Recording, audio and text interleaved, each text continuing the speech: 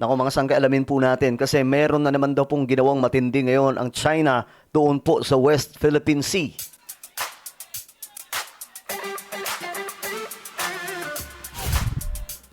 Okay, mayroon pong breaking news mga sangkay, no? Mayroon pong nangyari doon po sa West Philippine Sea. So alamin po natin ang sitwasyon na ito. Pambihira. Anyway, bago tayo magpatuloy sa mga hindi pa po dyan nakakapag-subscribe sa ating YouTube channel, makikita nyo po yung subscribe button sa baba ng video na to. I-click nyo lamang po yung subscribe, i-click ang bell, at i-click nyo po yung all. Sa mga nanonood po sa Facebook, i-follow nyo po yung ating Facebook page.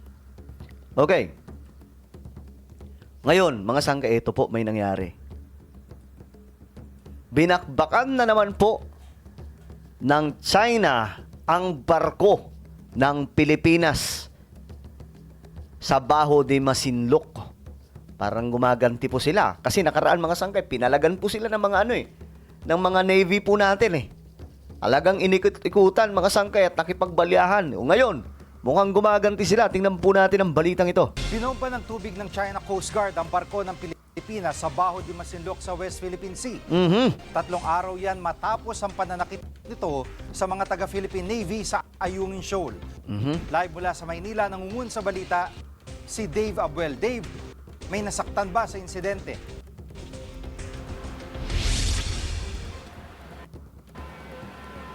Jiggy, wala namang nasaktan sa pambobomba ng tubig ng China Coast Guard sa barko ng Bureau of Fisheries and Aquatic Resources o BFAR.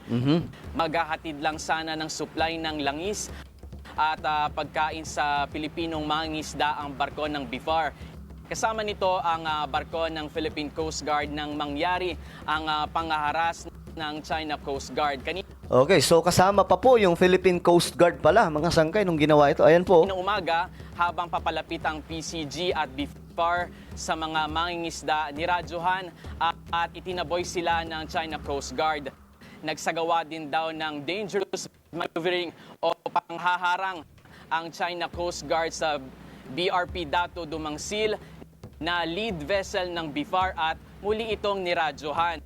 Nagpatuloy pa rin sa paglalakbay ang mga barko ng Pilipinas pero patuloy din daw sa pag-aligid ang mga barko ng China. Mag-aalas 6:30 raw ng umaga ng unang water cannon ang China Coast Guard pero hindi pa ito direkta sa barko ng BFAR. Higit 2 minuto rin daw yan na tumagal. Sa kabila nito, nagpatuloy pa rin ang misyon ng mga barko ng Pilipinas at naihatid ang tulong para sa mga mangingisda. Nagpadala rin ng eroplano sa Baho de Masinloc ang PCG pero niradyohan ito ng China at pilit na tinaboy na minonitor ng PCG aircraft ang 3 barko ng China Coast Guard, 2 Chinese Maritime Militia vessel at 1 barko ng Chinese Navy. Nanindigan naman ang PCG na patuloy ang kanilang pagbabantay sa Baho de Masinloc o Panatag Shoal na higit 200 kilometro lang ang layo mula sa Luzon. Narito ang kanyang pahayag. Ito, mga sangkay. Pambihira tong ginagawa ng China, no? Parang sila eh. Para po silang desidido talaga na kunin po yung... Actually, yung barko na yan, mga sangkay, parang siya eh. Naging blessing in disguise kasi yung barko na yan, nandun na po yan. Hindi na po naalis. Kasi yung Baho de Masinloc sa may Scarborough ay halos na-invade po talaga ng China. Buti na lang, itong barko na sumadsad doon, mga sangkay, sira na po yun eh. Para po siyang squatter na barko. Nandun po siya. Yun na po yung naging detachment ng Pilipinas. So may mga sundalo po doon na naka-stay talaga. Kaya nga saludo ako sa mga sundalong dyan, naka-assign. Isipin nyo hindi po madali yung trabaho nila, mga sangkay. Nasa malayo sila sa kanilang pamilya. No? Nasa malayo po silang dako mula po sa Pilipinas. Nasa gitna po ng karagatan na pinapalibutan po ng China. Pero sila po ay nagbabantay dyan. Pero alam niyo, hindi po sana mangyayari ito, mga sangkay, kung ginawa lamang po nila yung sistema noon ng panahon ni Ferdinand E. Marcos eh. Kung yung mga sumunod, sila Corazon Aquino, sila Ramos, si Erap, si Gloria, si Noynoy, kahit po nung panahon ni dating Pangulong Rodrigo Duterte, kung ang ginawa nila, kagaya nung panahon ni Apo Lakay, binantayan po yan lahat. At wala pong pinapasok lahat ng mga sundalo or nag-ano sila dyan, mga sangkin ng mga detachment ng mga sundalo. Eh di wala sanang problema ngayon. Hindi, kasi ang nangyari, hinayaan po natin. Nung panahon po ni Noynoy Aquino, nagkaroon po ng standoff. Tapos ang ginawa po natin dyan sa may, I think, Scarborough Shoal. Ang ginawa po natin, kasi utos ng Amerika, umalis kayo dyan. Panahon pa ata ito ni Obama. Umalis na kayo dyan para hindi magkaroon ng tensyon. Tayo lang ang umalis, yung China hindi umalis. Kaya nangyari, nakontrol po nila yung halos buong lugar. Buti na lang, nandun yung barko, mga sangkay, no? Na yun. Yun ang nagiging natin, mga sangkay, kumbaga, advantage sa lamang po dyan. Pero kung hindi po sana pinabayaan niya ng mga sumunod, kasi panahon po ni Ferdinand D. Marcos, talagang bantay sarado po yan.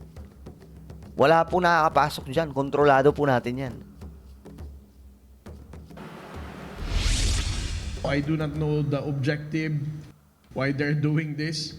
I was not even supposed to respond to this kind of harassment of the Chinese Coast Guard, but they decided to post it in social media that with this kind of water cannoning, they were able to suppress the Philippine government vessels. But despite of this kind of harassment of the China Coast Guard, the entire B4 and Coast Guard vessels still proceeded to our mission. At Dave, may payag na ba ang China kaugnay ng insidente?